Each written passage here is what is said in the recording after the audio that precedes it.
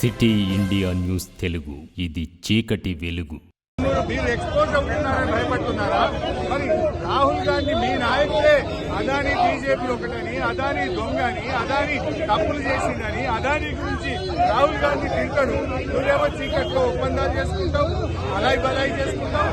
మా అదానీతోని వేల కోట్ల రూపాయలు అగ్రిమెంట్ చేస్తున్నావు. ఇది ఎక్కడి న్యాయమో నేను ఈ రోజు రేవంత్ రెడ్డి అడుగుతా ఉన్నాను. అయినా మొదటి రోజు శాసనసభ సమావేశాల్లో గతంలో అనేక మంది శాసనసభ విపక్షాలు ప్రతిపక్షాలు అంబేద్కర్ నుంచి రైతుల పక్షాన గడ్డి పట్టుకొని పోయిన సందర్భాలు ఉన్నాయి, కన్నీళ్లు పట్టుకొని పోయిన సందర్భాలు ఉన్నాయి.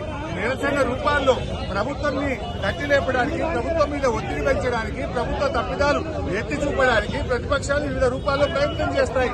మరి మమ్మల్ని ఎందుకు నొక్కుతా ఉన్నారు అంటే మీ దగ్గర సమాధానం లేదు. మీ అక్రమ సంబంధాలు బయటపట్టాయి, మీ చీకటి ఒప్పందాలు బయటపట్టే భయంతోనే ఇవాళ మమ్మల్ని సభలో రాకుండా ఆపుతా ఉన్నారు. ఇది చాలా దుర్మార్గమైనటువంటిది. ఈ రోజు శాసనసభ ఏకపక్షంగా జరిపే ప్రయత్నం చేస్తున్నారు. అదానీ కాంగ్రెస్ ల మధ్య చీకటి ఒప్పందం ఉన్నదా లేదా? లేకపోతే ఎందుకు భయపడుతున్నారు? అదానీతో మీకు చీకటి ఒప్పందాలు లేకపోతే, టేబుల్ కింద ఒప్పందాలు లేకపోతే మమ్మల్ని ఎందుకు ఆపుతున్నావు రేవంత్ రెడ్డి అని అడుగుతా ఉన్నా. నీ రాహుల్ గాంధీ నిన్నగాక మొన్న పార్లమెంట్ లో టీషర్ట్ వేసుకొని అదానీ మోడీ బాయ్ బాయ్ అని, అదానీ బీజేపీ బాయ్ బాయ్ అని రాహుల్ ప్రియాంకలకు ఇబ్బంది లేనప్పుడు మాకెందుకు ఇబ్బంది? ఎందుకంటే నువ్వు తప్పు చేసినావు, నువ్వు చీకటి ఒప్పందాలు చేసినావు, నీ అక్రమ సంబంధాలు బయటపట్టే భయం పట్టుకొని రేవంత్ రెడ్డి గారు మా గొంతు నొక్కి శాసనసభలకు పోకుండా బీఆర్ఎస్ శాసనసభ్యులను అరెస్ట్ చేయడాన్ని తీవ్రంగా ఖండిస్తా ఉన్నారు.